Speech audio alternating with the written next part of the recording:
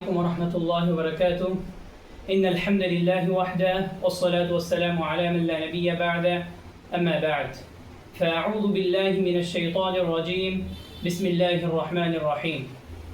ولا يغتب بعضكم بعضا أيحب أحدكم أن يأكل لحم أخيه ميتا فكرهتموه واتقوا الله إن الله تواب رحيم. قال رسول الله صلى الله عليه وسلم: أتدرون ما الغيبة؟ قالوا الله ورسوله أعلم. قال: ذكرك أخاك بما يكره. قيل: أفرأيت إن كان في أخي ما أقول؟ قال: إن كان فيه ما تقول فقد ابته، وإن لم يكن فيه فقد بهته. الحمد لله. সংক্ষিপ্ত হামদোসানার পরে আপনাদের সম্মুখে আমি যে বিষয়টি নিয়ে আলোচনা করার মনস্থির করেছি সেটি হচ্ছে গীবত। আজকের সমাজে আমরা যদি একটু লক্ষ্য করি তাহলে আমরা দেখতে পাই পথে ঘাটে, বাজারে, এমনকি বিশেষ করে চায়ের দোকানগুলোতে গীবতের অহরহ চর্চা চলছে। সম্মানিত উপস্থিতি, আমরা খুবই মর্মাহত এই জন্য যে যখন আমরা দেখি যে আল্লাহ সুবহানাহু ওয়া তাআলার পবিত্র ঘর মসজিদ, সেখানে বসেও মানুষের গীবত চর্চা করে। এটা আমাদের মুসলিম সমাজের জন্য খুবই একটি দুঃখজনক বিষয়। সম্মানিত উপস্থিতি, আসুন আমরা জেনে নিই গীবাত এটা কাকে বলে। গীবা হচ্ছে একটি আরবি শব্দ।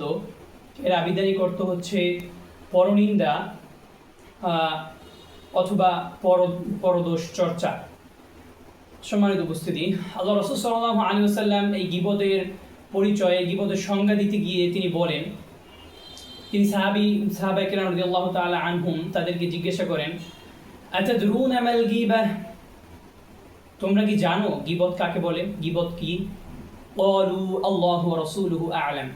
সাহাবায়ে কেরাম উত্তরে বলেন যে সেটা আল্লাহ সুবহানাহু ওয়া তাআলা এবং তার রাসূল সাল্লাল্লাহু আলাইহি ওয়াসাল্লাম ভালো জানেন বা ভালো বলতে পারবেন। ক্বালা যিকরুকা আখাকা বিমা ইয়াকরাহু। আল্লাহ রাসূল সাল্লাল্লাহু আলাইহি ওয়াসাল্লাম বলেন, যিকরুকা আখাকা অর্থাৎ তোমার ভাইয়ের এমন বিষয় নিয়ে আলোচনা করা, বিমা ইয়াকরাহু যেটা সে অপছন্দ করে। অর্থাৎ অপর একজন মুসলিম, অপর একজন মানুষের যে সকল বিষয় আলোচনা করা, যে সকল বিষয় সে শুনলে কষ্ট পাবে অথবা সে অপছন্দ করে, যে তো এই বিষয়টাই রাসূল সাল্লাল্লাহু আলাইহি ওয়াসাল্লাম বলেছেন। কিলা, রাসূল সাল্লাল্লাহু আলাইহি ওয়াসাল্লামকে জিজ্ঞাসা করা হলো, বা সাহাবায়ে কেরাম রাসূল সাল্লাল্লাহু আলাইহি ওয়াসাল্লামকে জিজ্ঞাসা করলেন, আফরাআইতা ইন কানা ফি আখি মা আকুল? সাহাবায়ে কেরাম জিজ্ঞাসা করলেন, হে রাসূল সাল্লাল্লাহু আলাইহি ওয়াসাল্লাম, আপনার অভিমত কি যদি আমরা যে বিষয়টা বলি আমার ভাইয়ের সম্পর্কে, সেটা যদি তার মাঝে থাকে, তার মাঝে সেই দোষটা বিদ্যমান থাকে, সেই বিষয়ে আপনার কি মতামত? ক্বালা ইন কানা ফীহি মা তাকুলু ফাকাদ গদাবতা। রাসূল সাল্লাল্লাহু আলাইহি ওয়াসাল্লাম বলেন, যদি তুমি তার সম্পর্কে সেটা বলো যেটা তার মাঝে থাকে, তাহলে তুমি তার গীবত করলে। অর্থাৎ অপর একজন মুসলমানের বিষয় আপনি যে দোষ ত্রুটিগুলো বর্ণনা করতেছেন সেটা যদি তার মাঝে বিদ্যমানও থাকে, তাহলে আপনি তার গীবত করলেন।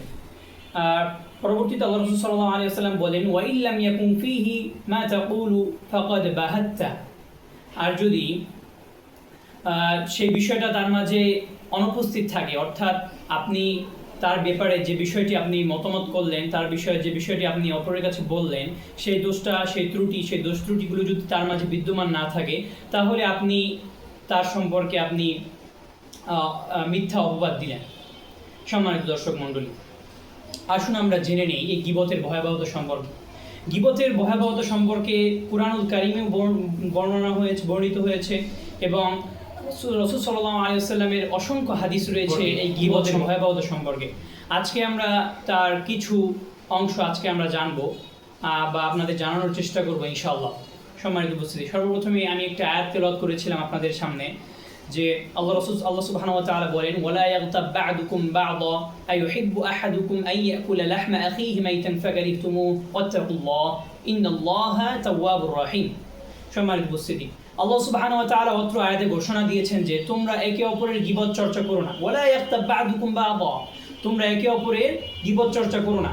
আইয়ুহিব্বু আহাদুকুম, তোমরা কি পছন্দ করবে, আইয়াকুল লাহমা আখিহি মাইতান, তোমাদের মৃত ভাইয়ের গোশত ভক্ষণ করতে কি তোমরা পছন্দ করবে? ফাকারিহতুমু, অবশ্যই সেটা তোমরা অপছন্দ করো। ওয়াত্তাকুল্লাহ ইন্নাল্লাহা তাওয়াবুর রাহিম, সুতরাং তোমরা আল্লাহকে ভয় করো এবং নিশ্চয়ই আল্লাহ সুবহানাহু ওয়া তাআলা হচ্ছেন তওবা গ্রহণকারী এবং অত্যন্ত দয়ালু। সম্মানিত উপস্থিতি, অত্র আয়াত দ্বারা আল্লাহ সুবহানাহু ওয়া তাআলা বুঝাতে চেয়েছেন যে গীবত করলে, মৃত ভাইয়ের গোশত ভক্ষণ করলে যেরকম অপরাধ, গীবত করাটাও সেরকম একই রকম অপরাধ বলে আল্লাহ সুবহানাহু ওয়া তাআলার কাছে গণ্য হবে। আমাদের সকলের একটি ঘটনা জানা রয়েছে যে একদা আয়েশা রাদিয়াল্লাহু তাআলা আনহু সাফিয়া রাদিয়াল্লাহু তাআলা আনহার পিছনে তার শারীরিক খর্বাকৃতির ব্যাপারটি রাসূল সাল্লাল্লাহু আলাইহি ওয়াসাল্লামের সামনে তুলে ধরেছিলেন। তো এরপরে আমাদের সকলের এটি জানা, তারপরে আপনাদের স্মরণার্থে আমি আবার বলছি যে আল্লাহ রাসূল সাল্লাল্লাহু আলাইহি ওয়াসাল্লাম আয়েশা রাদিয়াল্লাহু তাআলা আনহুকে আয়েশা রাদিয়াল্লাহু তাআলা আনহুর এরকম মন্তব্য করার পরে তিনি আয়েশা রাদিয়াল্লাহু তাআলা আনহুকে বলেছেন যে লাকাদ কুলতি কালামাতান লাউ মুজিজাত বিমাইল বাহরি লামাজাজাতহু। আল্লাহ রাসূল সাল্লাল্লাহু আলাইহি ওয়াসাল্লাম আয়েশা রাদিয়াল্লাহু তাআলা আনহুকে বললেন, তুমি এমন এক কথা বললে যা এক সাগর পানির সাথে মিশালেও তা মিশে যাবে, বরং তা বাড়তি বলেও মনে হবে। সম্মানিত উপস্থিতি, মানে আল্লাহ রাসূল সাল্লাল্লাহু আলাইহি ওয়াসাল্লাম আয়েশা রাদিয়াল্লাহু তাআলা আনহুকে বললেন যে তুমি এমন এক কথা বললে যেটা পানির সাথে মিশালে তা মিশে যাবে, বরং তা বাড়তি বলে মনে হবে। অর্থাৎ এমন এক ভয়াবহ তুমি কথা বললে যেটা যদি সমস্ত সাগরের পানির সাথেও মিশায় তাহলে তা পুরো সাগরের পানির সাথে মিশে যাবে, এমনকি তার থেকেও এই কথাটা ভয়ঙ্কর, অর্থাৎ এই সাগরের পানির থেকেও বেশি বড় একটি অন্যায়ভাবে তুমি কথাটা বললে আর কি, এটা বোঝাতে চেয়েছেন। ক্বালাত, আয়েশা রাদিয়াল্লাহু তাআলা আনহু বললেন, ওয়া হাকাইতু লাহু ইনসানান, আমি রাসূল সাল্লাল্লাহু আলাইহি ওয়াসাল্লামের সামনে জনৈক ব্যক্তির অভিনয় করলে তিনি আমাকে বলেন, মা উহিব্বু আন্নী হাকাইতু ইনসানান ওয়া আন্না লি কাযা ওয়া কাযা, আমি এটা পছন্দ করি না যে আমি কারোর অভিনয় করব আর আমি এত কিছুর মালিক হব। সম্মানিত উপস্থিতি, আসুন আমরা আরো ভয়াবহ গীবতের আরো ভয়াবহতা জেনে নেই। রাসূল সাল্লাল্লাহু আলাইহি ওয়াসাল্লামকে যখন মিরাজে নিয়ে যাওয়া হলো তখন তিনি এই ঘটনাটা তখন তিনি দেখেছিলেন গীবতের শাস্তি কিরকম। তো এই বিষয়ে রাসূল সাল্লাল্লাহু আলাইহি ওয়াসাল্লাম বর্ণনা করেছেন, লাম্মা উরিজা বি মারারতু বিকওমিন লাহুম আযফারুম মিন নুহাসিন ইয়াখমুশুনা ওয়ুজুহাহুম ওয়া সুদুরহুম। যখন রাসূল সাল্লাল্লাহু আলাইহি ওয়াসাল্লামকে মিরাজে গমন করানো হলো তখন তিনি বলতেছেন যে মারারতু বিকওমিন লাহুম আযফারুম মিন নুহাসিন ইয়াখমুশুনা ওয়ুজুহাহুম ওয়া সুদুরহুম, যে তিনি এমন এক কওমের পাশ দিয়ে অতিক্রম করেছিলেন যে যাদের, অর্থাৎ এমন এক কওমের পাশ দিয়ে এমন এক সম্প্রদায়ের পাশ দিয়ে তিনি যাচ্ছিলেন যারা তামার নখ দিয়ে নিজেদের নখ দিয়ে নিজেদের বক্ষ ও মুখমণ্ডল ক্ষতবিক্ষত করছে। অর্থাৎ তারা তাদের নখ দিয়ে নিজেদের বক্ষ এবং তাদের মুখমণ্ডল তারা নিজেরাই ক্ষতিগত করছে, ক্ষতবিক্ষত করছে। রাসূল সাল্লাল্লাহু আলাইহি ওয়াসাল্লাম ফাকুলতু, রাসূল সাল্লাল্লাহু আলাইহি ওয়াসাল্লাম বললেন, মান হাউলা ইয়া জিবরিল, রাসূল সাল্লাল্লাহু আলাইহি ওয়াসাল্লাম জিবরিল আলাইহিস সালামকে জিজ্ঞাসা করলেন, হে জিবরিল, এই লোকেরা কারা? ক্বালা, জিবরিল আলাইহিস সালাম উত্তর দিলেন, হাউলা ইল্লাযীনা ইয়াকুলুনা লুহুমান নাস, এই লোকেরা হচ্ছে তারা যারা ইয়াকুলুনা লুহুমান নাস, যারা তাদের ভাইয়ের গোশত ভক্ষণ করে, ওয়া ইয়াকুউনা ফি আ'রাদিহিম, এবং তাদের ইজ্জত লুটায়, যারা তাদের ভাইয়ের গোশত ভক্ষণ করে এবং তাদের ভাইয়ের ইজ্জত লুটায়, অর্থাৎ গীবত করে, এটা তারা বুঝিয়েছেন। সম্মানিত উপস্থিতি, এরকম আরো অসংখ্য হাদিস রয়েছে। তো এই বিষয়ে আরো একদিন বলার চেষ্টা করবো ইনশাআল্লাহ, আল্লাহ সুবহানাহু ওয়া তাআলা যদি তৌফিক দান করেন। আজকে আপনাদের থেকে আমি বিদায় নিব। তো বিদায় নেওয়ার আগে কিছু কথা বলি। আমরা জেনেছি গীবতের ভয়াবহতা, বা আমরা অনেকেই জানি গীবত কতটা ভয়াবহ অপরাধ, কিন্তু তা সত্ত্বেও আজকে আমরা খুবই দুঃখিত, মর্মাহত যে আজকে আমরা যখন কোনো মাঠে ময়দানে ওয়াজ মাহফিলে যাই তখন আমরা আলিমদের মুখ থেকে এই গীবতগুলো শুনতে পাই। এটা খুবই একটি ভয়াবহ অপরাধ।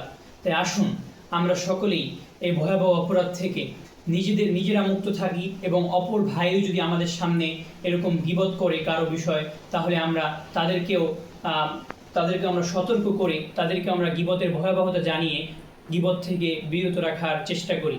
আল্লাহ সুবহানাহু ওয়া তাআলা আমাদের সকলকেই এই গীবত নামক ভয়াবহ অপরাধ থেকে মুক্ত থেকে রাসূল সাল্লাল্লাহু আলাইহি ওয়াসাল্লামের হাদিস অনুযায়ী মহান রব্বুল আলামিন যে পথে চলতে বলেছেন সেই পথে চলতে পারি। রাসূল সাল্লাল্লাহু আলাইহি ওয়াসাল্লাম আমাদের যে পথ দেখিয়ে গিয়েছেন সেই সঠিক পথে চলতে পারি। আল্লাহ সুবহানাহু ওয়া তাআলা সেই তৌফিক দান করুন। এই বলে আমি আমার আজকের এই বক্তব্য এখানে শেষ করছি। আসসালামু আলাইকুম।